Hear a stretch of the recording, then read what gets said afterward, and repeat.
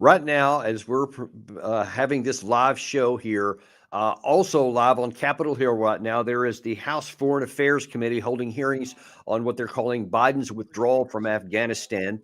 And they've got two of their senior former officials in General Mark Milley, who was the chairman of the Joint Chiefs of Staff, and former General Kenneth McKenzie of the Marine Corps, who was the commander of the ground forces in Afghanistan. I believe it was at the very end when that was over in 2022.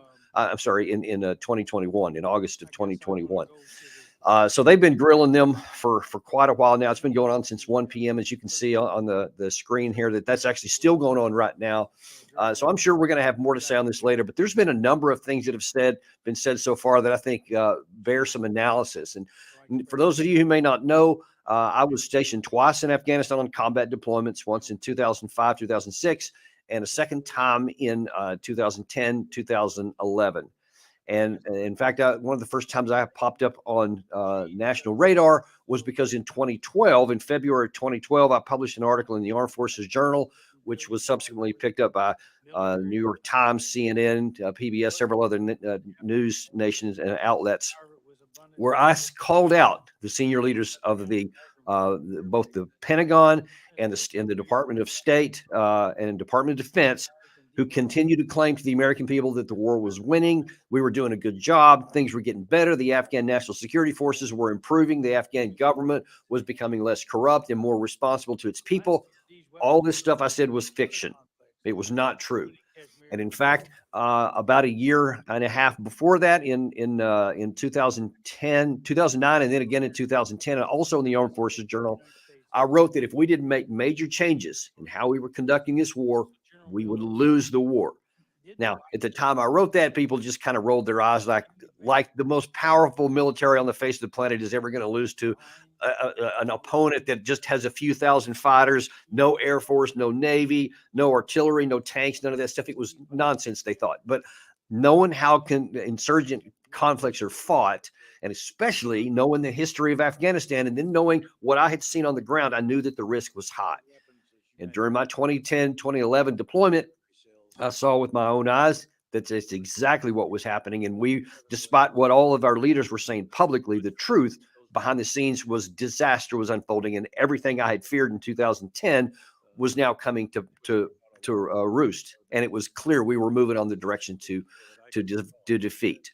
Now, the hearing that's going on right now, for mainly political reasons here in the United States, the Democrats and the Republicans love to blame each other for stuff, and this is no small portion of this. Is that the Republican-led House is wanting to make this sound as bad as possible for the Biden administration as they have since the outset here, and the Democrats are trying to say no, this was actually Trump's fault because a lot of this was said before then, and both sides are having to make a lot of points they're having.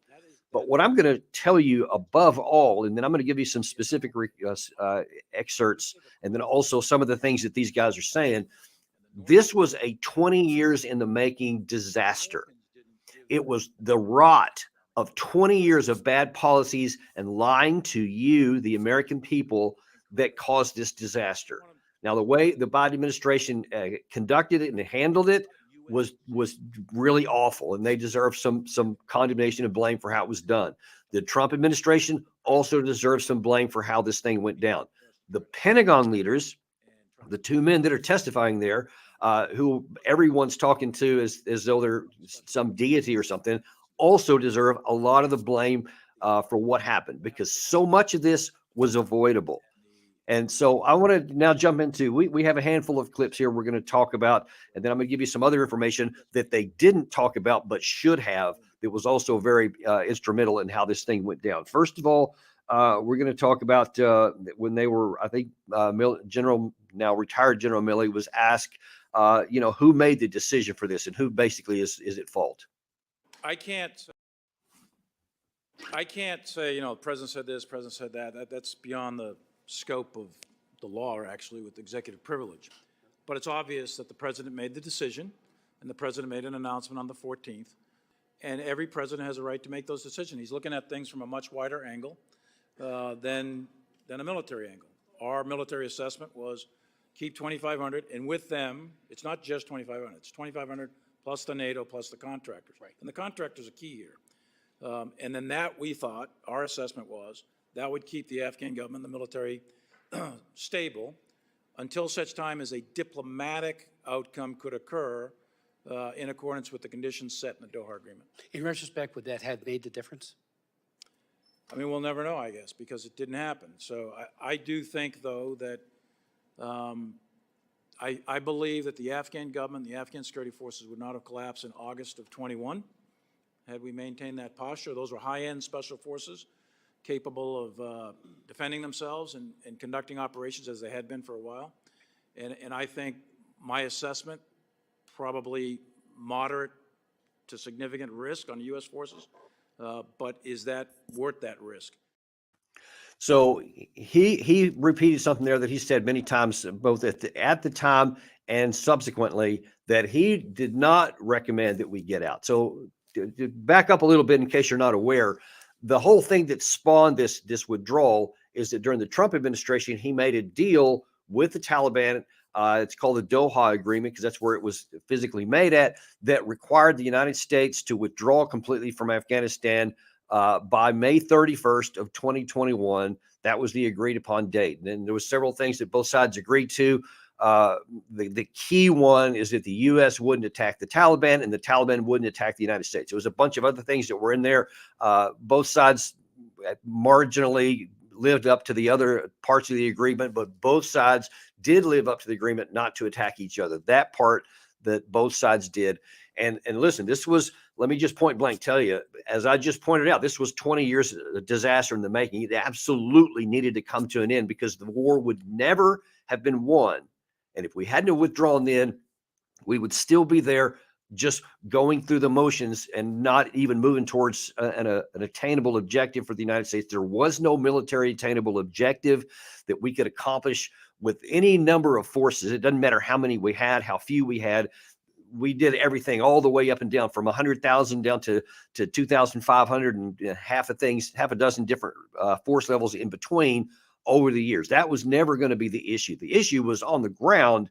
The war was physically unwinnable for the United States, just as it had been twice for the British Empire going back into the 1800s, by the Soviets in the 1980s, and us this time. The big powers are not going to go in there and militarily conquer the place for a whole host of reasons. You can read some of the articles that I've written on that in the Armed Forces Journal, which are available online. You can see those, and they're all detailed in there why.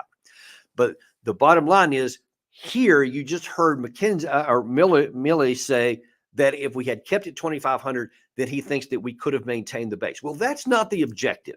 The objective wasn't to maintain our position in Afghanistan. If there is no military attainable objective, why do you want to keep any number of troops there? See, no one asked him that question, because this fiction, which he also said in his opening statement, that it meant a lot. There is no doubt in my mind, he said, that this kept our country safe and that we are safer because we were there. No, we weren't. Absolutely not. I can categorically tell you that isn't true, because that's not how we keep our country safe, by having a few troops on the ground in one spot, one little dot on the global map, that somehow that there's something special about the dirt in Afghanistan as opposed to the entire rest of the world. There are terrorist threats to the United States, and there are genuinely people who want to do us harm. And if they have the capacity, they will. They don't have to originate from Afghanistan, and just keeping troops there while the whole rest of the world is not garrisoned by American troops. Obviously, if anybody wanted to do us harm, they would go somewhere else, right? I mean, it's like saying someone's going to rob a bank and they're going to go to the police station to make their plans. Well, of course they're not. They'll go where the police aren't, right? I mean, it's self-evident. It's common sense. So the bad guys are going to be bad guys no matter where they are. So that it was not an objective that the U.S. should have had. If we went to Afghanistan because we believed that Al-Qaeda was there and that they were responsible for 9/11, and we wanted to go teach them a lesson or punish them for it, that's fine. That's what we did. And that's why I have argued many times over the years that if we, by the March, say, of 2002, all the military objectives were finished. We had utterly destroyed the Taliban. They were completely wiped out as an organization, political and military. The Al-Qaeda had been spread to the four winds, and to this day, they never fully recovered at all. So all of the military objectives were accomplished by, say, March of 2002. By that summer, by all rights, we should have withdrawn our military because there was no security environment that required military force and to allow the Afghans to start rebuilding their country. That's what we should have done and easily could have done. Even when I got there in 2005, the security environment was still very benign, so much so I could drive around the country in a pickup truck, not an armored vehicle, with no body armor, with no Kevlar helmet, any of that kind of stuff, and felt perfectly safe. Now, obviously, things deteriorated from there because instead of doing what made sense, you had first Bush turned it into a humanitarian operation, a nation-building thing to bring democracy to Afghanistan, and then you had President Obama double down on that and made it even more of a humanitarian situation. Again, militarily unattainable missions. That's not, you can't accomplish democratizing a country with a rifle in your hand. It just doesn't work that way. It should be self-evident. So that's why I say this is a 20-year disaster in the making, and no one wanted to have the right mission. But now then we get to the end and this situation here, and should we have withdrawn? Should we have stayed? Okay, well, the decision was made. We're going to leave. So now Milley's saying he didn't want to leave. That's the bottom line. He didn't want to leave. So he thought that was a bad idea. He wanted to stay. So he recommended 2,500. Well, President Trump said, that's not what I agreed to. I agreed that we're going to withdraw. So that's what we're going to do. Here's the plan. So even according to Milley, both in September of 2021, when he went while he was still in uniform, and he again mentioned during this hearing today that on the 11th of November, he received a signed order that said the president of the United States wanted all American troops out of Afghanistan by the 15th of January, 2021. So 5 days before his term would end. That was the order he had. Now, I happen to know from somebody who was in the Trump administration, who was directly working with this on the inside, that when that order came out that Milley referred to, that he and then Acting Secretary of Defense Miller went to Trump and talked him out of it. And so you have this, this guy with all the stars and all the medals and stuff on his chest and Secretary of Defense, and they convinced Trump not to do it then, at least. And so the order was changed 6 days later to which he said today was by the O'Brien, then National Security Advisor, so that the troop number will be down to 2,500 by that date. Now, as it turned out, he subsequently said the number was down to 3,500. He never explained why they didn't obey the president's order even then, but they kept it at 3,500 instead of 2,500. Now, McKenzie, now when the new administration comes in, they're trying to talk Biden out of it. Don't do that. Now, what Biden should have done is said, okay, the order is that the Americans have agreed to the deal we have with the Taliban, that it's on the books, is that all Americans will be out by May 31st. All of them, not 2,500, but all of them will be out by then.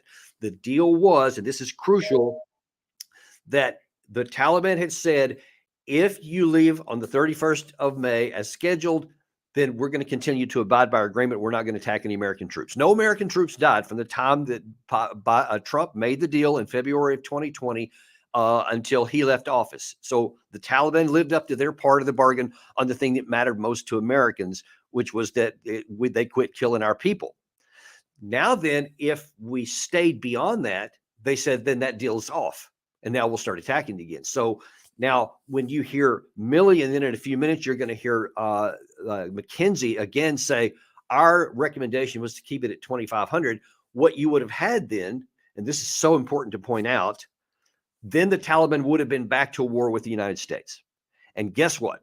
2,500 won't get that done. If we had stayed beyond that date and had said, we're not going to withdraw, as Biden subsequently did, he just changed the date, but he didn't say we're not going to do it. And the Taliban did give us that additional time.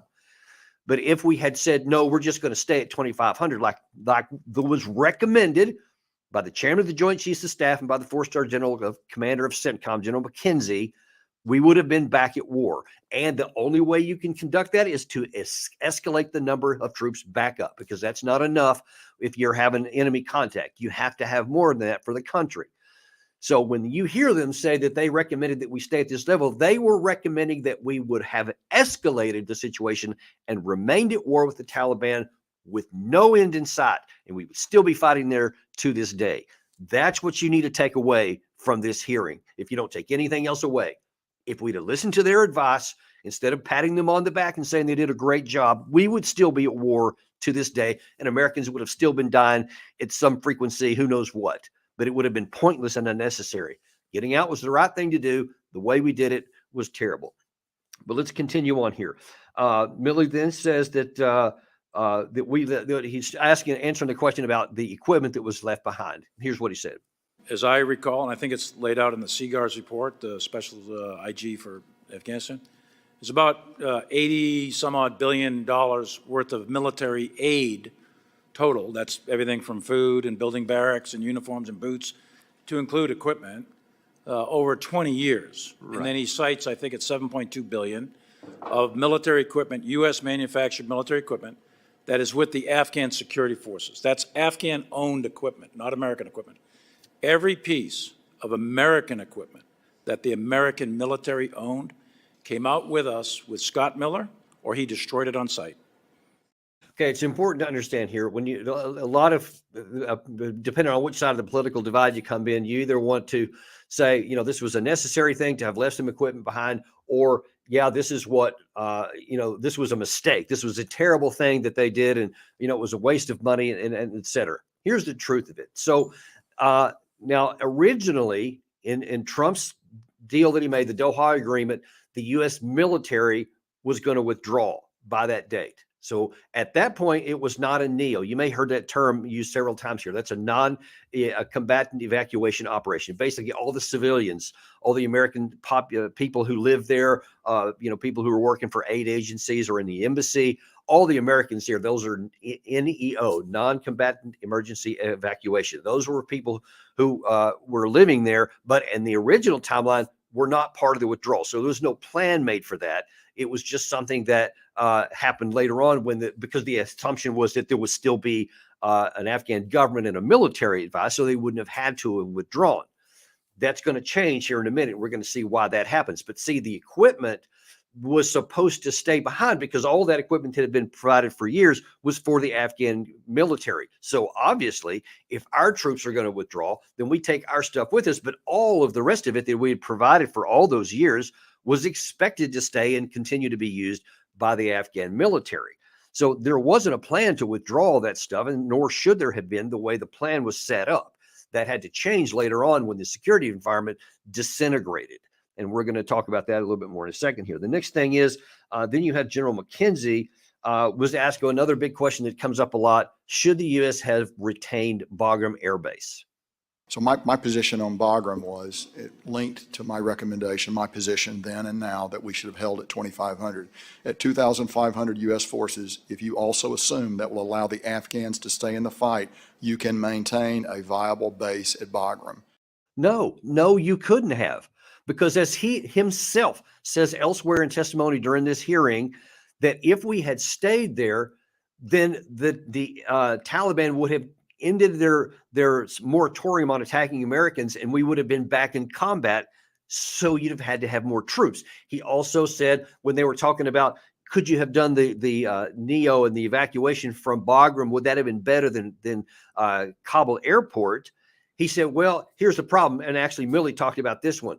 If you had used Bagram airport instead of Kabul airport, you would have had to secure it with, he said, probably about 4,000 to 5,000 troops to secure the whole thing. Now, if you don't know, my headquarters in the last portion, I was the Afghan chief for the Rapid Equipping Force in 2010, 2011. That was my job there. And I had 3 different headquarters throughout Afghanistan, but my main one was in Bagram. And Bagram was this massive place. It was huge. It was like a small city in Afghanistan. And it was just this bustling kind of thing. There was, a major airfield, helicopters, transport aircraft, lots of troops. It was massive in size. So it would have taken thousands of troops to secure that, because basically it was kind of out in the middle of nowhere, which was good for security because you can have your perimeter security, which we had during the time I was there. And so nobody can approach it without being seen. So it gives you a lot of security. But if you're going to operate from there, you have to have those. Well, because we had gotten down to 2,500 with no expectation to keep any of the bases, it didn't make any sense to keep the base then. And again, because that NEO didn't come in until August. So when this drawdown started, Biden didn't make his final decision until April of 2021. So they're like, okay, we're on the timeline here, and we have every month you have to get closer and closer down, so that the last thing you do is leave from Kabul airport, with the expectation that they're going to leave an existing Afghan government and an existing military force behind, so that there would be security there. That was the plan. So unless you knew ahead of time that everything was going to collapse and that the security environment is 100 times harder in Kabul, where the Taliban were literally just in the buildings right outside the gate, and there was no security, where it would have obviously been easier in Bagram, unless you had a crystal ball to know that, you would have not known to even suggest that. Because let me reiterate, the objective was military withdrawal of all of the bases by originally 11 September, or Biden's decision on the 11th September. That was the date that he had set. So there's no reason to keep Bagram then, because you're going to squeeze down to Kabul, and that was going to be your final location. That's why that didn't happen. So for him to go back now and say, well, I think we should have kept it at 25 then, and we could have kept Bagram Airfield, only if there wasn't going to be a withdrawal. And then as soon as there wasn't a withdrawal, then you would have had to add more troops. Now, I don't know if that was his intent all along, but I'm calling that out, because there was no path to keep 250,000 or 2,500 soldiers there, and keep Bagram and keep Kabul airports, and not be attacked by the Taliban. Those weren't options. And if that's what he thought, then his advice was terrible, because it's self-evident that those things, the math just doesn't work in any capacity, given the Taliban's claim that they were only withholding fire as long as we kept to our agreement. That's the bottom line. So you see here, we have seeds of the same reason for the disaster of this 20 years was evident in the withdrawal from the military perspective as well. Because instead of looking at things the way they actually were, and the unpleasant realities of things that were imposed upon us and the limitations, they chose to pretend like there was none, and we can still do whatever we want to without consequence. Well, there was consequence, as we saw graphically play out. Now then, let me move down to, yes, here we go. So General Milley was asked during the hearing, when did you feel like the tipping point came to where now it's like, oh man, this is not going to work out? Now, let me tell you, let me remind you before I show you this clip here, on September 21st of 2021, while still in uniform, Milley went before the Congress and said that, nobody could have foreseen this. I mean, we could not have foreseen that the units would just disintegrate, that the government would fall apart. So we were all caught by surprise. That's what he said then. Now, today, he was asked when he thought the tipping point came, and he said this. The actual observable tipping point of the collapse of the Afghan military, et cetera, that clearly is in July. As you start looking at when provincial capitals start falling. The first provincial capital falls, I think it's 6 August, and then in the next 10 days, the rest of them start falling all the way to the capture of Kabul. But it's at the end of July, sort of right at the beginning of August, it becomes evident that the Afghan security forces are crumbling, and we are in it, and that's where the whole NEO thing comes up. Okay, interesting point of view. What did he say at that time when he's claiming that it was now evident that it was going to fall apart and there was no more holding it out because the provincial capital started falling, et cetera? Then why in late July did he say this in the Pentagon? The Afghan security forces have the capacity to sufficiently fight and defend their country, and we will continue to support the Afghan security forces where necessary in accordance with the guidance from the President and the Secretary of Defense.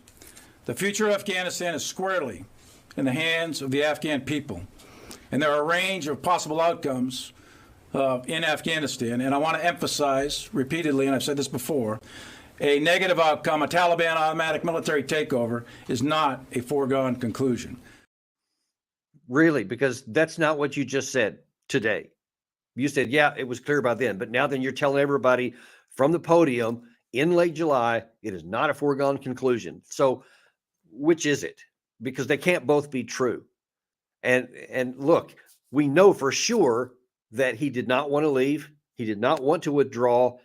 He talked Trump out of withdrawing earlier, and as I said before, look, Trump's decision was right. Now, people can take issue with how he did it, talking to the Taliban, it's a terrorist organization and all this. Many people have their views on that, but the bottom line is it was the right thing to do because the war was unwinnable. It would have been foolish to follow the advice. Trump gave the order on the 11th of November of 2020. Yes, 11th November of 2020, he gave the order for the full withdrawal. Miller, the then acting Secretary of Defense, and General Milley went and successfully talked Trump out of it. So Trump deserves some not credit, some blame for allowing them to talk him out of it. Had he done that, consider this. This is so important to make.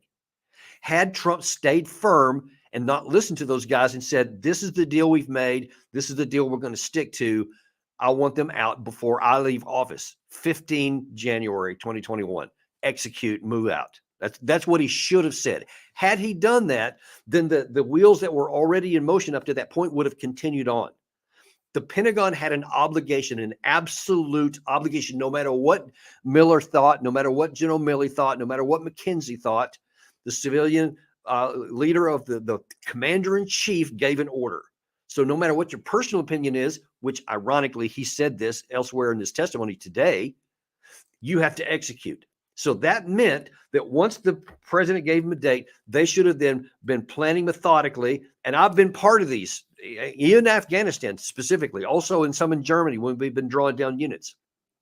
You have this stuff planned out months in advance. You have all your logistics issues timed out. You have your transportation issues. You have your how you're going to dispose of equipment. All of those things are timelined out so that this has to be done by this day. This has to be done by this day, so that at the end everything is done. If that planning had been done properly, then this would have been over by the scheduled date by the 15th of January in 2021. We would have left in order. There would have still been an Afghan government. There would have still been an Afghan military because they would have been part of this process all along too. So they would have been knowing what was coming down. But it's crucial to understand at that time, the Taliban were not strong enough. They were not big enough yet. They were not well enough organized or equipped to be able to take over as they did. So if Milley had not imposed upon Trump and compelled him to change his mind, or convinced him rather, if Trump had been stronger, then we would have left in order, and there wouldn't have even been a neo evacuation because there would have still been security in Kabul. That's the truth of it. We should have been honest with the Afghan government even long before this. When Trump started talking to the Taliban, and these negotiations took, I believe, well over a year. At that point, the Afghan government should have said, okay, the end is coming. It's going to become now. It's going to become later. Who knows when, but it is now has an end date. So we better start getting our house in order. We better start figuring this stuff out. The military better start figuring it out because there will be an end. I have heard so many people, and I think it was even mentioned a couple of times today, that we abandoned the Afghanistan, that we left them to their own. And of course they fell apart once that happened. That absolves them of all responsibility. And the Afghans have significant responsibility.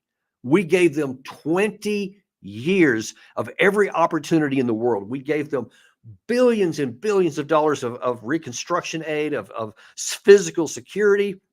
We spilled our blood for their benefit, of hundreds and thousands of Americans. Hundreds of thousands were wounded and hurt, and PTSD and traumatic brain injuries. We sacrificed a great deal for them. They had every obligation to take that and to use it to actually have a good country, to get rid of the culture, to at least minimize it to historical levels so that they can function. But they didn't do that. They did not take advantage of it. And apparently they thought that we weren't going to leave. I know that there was some rumors at the time, especially around the time that the election happened in the U.S., that some people were telling the Afghan people, don't worry about it. Once the new administration gets in, they'll undo all this. We're not leaving.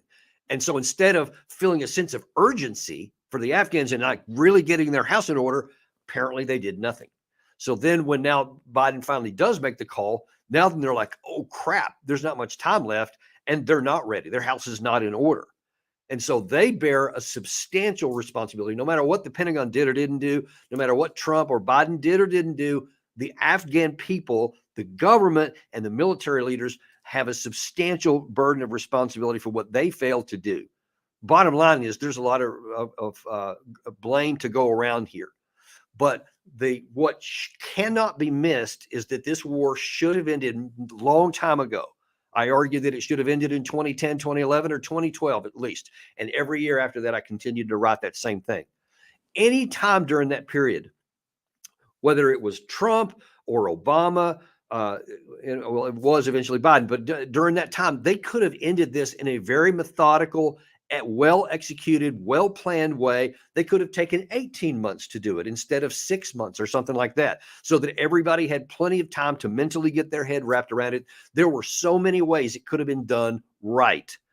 But ending the war was the right thing to do because it was unwinnable. And if General Milley and McKenzie had their way, we would still be fighting there today. And I heard Jack Keane a week or so ago complain that it was that Biden was a disaster for getting out. No, it wasn't. The way he got out was bad, but his decision to leave, to follow what Trump had started, was absolutely right, because these people never want to quit fighting anywhere. Trump also tried to get us out of Syria. We're still there. Biden hasn't gotten us out of there. Troops have been killed for no reason. It's pointless, their deaths. Those that were killed in Jordan not long ago. There's more in there right now. Any day that there could be more troops added to that, because our military industrial capacity and our senior military leaders are freaking addicted to combat. They cannot give up any fighting anywhere, even if there's no reason for it. That's what just drives me crazy. Everybody's talking in this hearing here about how did Biden get out, not whether we should have, and or should we still be there. And apparently they're still talking here right now. We may cut to some of that in just a second. But don't leave without understanding that getting out was the right answer, and that the way these people handled it to try and keep us in there was wrong. And then much of the advice they gave cost men their lives. It cost America their credibility. That there is some truth to that, but it is not, Biden or Trump's fault alone. It is some of our senior military leaders. We're going to cut to a little bit of that, Gary, if you don't mind kind of bringing that up. Let's listen to that. And if they say anything noteworthy here, I may make a commentary. We'll just stick with this here a little bit. We'll see how this works out. Maintain a NEO plan that we've talked about before. We continue to refine our plan going forward to account for the reduced numbers. Right. And of course, General Milley just testified to that a few minutes ago about his conversations with Secretary Esper and coming down to That's correct. The Christmas and then January number on the military side. So that implies then that upon being sworn into office, that President Biden and his advisors took the decision to get out completely. When was the first time, General Milley, that you were told that the president taking the decision that we're going to exit completely from a planning point of view, not the date you agreed to, but just from a planning point of view? Yeah, that was, well, he announced it on the 14th. If my memory serves me right, I think I was informed on maybe the 11th. Right. Something like that, but it's just prior. So upon that announcement, would you say that the Department of Defense and State began a coordinated effort to accomplish the goals of the June brief to President Trump? Or was there no effort to get, as you both talked about today numerous times, both departments, State having the preeminent role on exiting the nation, and DOD a subordinate role? It was a coordinated effort, coordinated interagency effort led by the National Security Council. And we did what's called a TTX, or a rock drill, a rehearsal of concept drill on 8 May.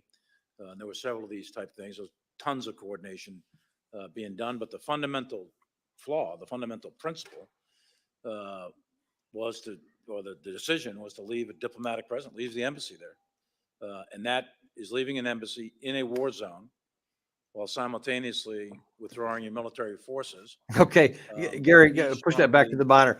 So there he's what he calls a rock drill. That's ROC. It's basically a rehearsal. He is admitting right there that they didn't do the coordination with State Department or any of these other people until May of 2021, even though the order had been given in February of 2021. Why did they wait until February 2020, like over a year earlier? That should have been done early in the process. I mean, even before Trump left office. So that tells you they never wanted to leave, and they did hope that the incoming Biden administration would not leave. So they did not take their action. By his own words, you just saw right there, his own words, that they didn't take the rehearsal actions that are coordinated until after we were already supposed to have left. So that tells you a lot right there. Go ahead. Let's run back there. But on U.S. equipment, I'm talking about the equipment belonging, you testified a few minutes ago, there the was some distinction between, also Afghan government? Some of it. Yeah, I'll let Frank talk to the details. So the Afghans were using that equipment. So we, in order to allow them to use it, we didn't disable it. I would tell you at places like Kia at the airfield, where there was Afghan equipment there after we established the perimeter, we did in fact destroy all that equipment. It'll never be useful to anybody. Yield back, Mr. Chairman. Gentlemen, to yield, I just want to announce the White House and congressional leaders have agreed to grant 12,000 special immigrant visas for Afghan nationals who assisted the United States.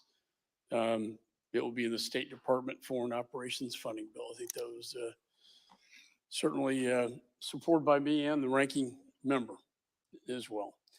I just want to say thank you, because it is something that we both support and we're working on. That's what I was talking about. Can't say, hey, we left them behind, but we're not going to give them a visa to get out of there, right? Chair recognizes Mr. Mills. And thank you for your service getting Haitian Americans out of Haiti.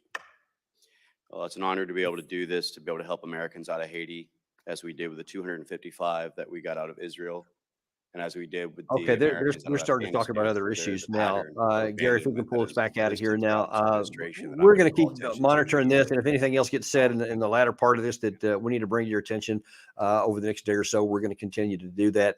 But just know that you can count on us to be unintimidated and uncompromised, monitoring this stuff. And when something's BS, we're going to call it for you. And when they say something's right, we're going to inform you of that too.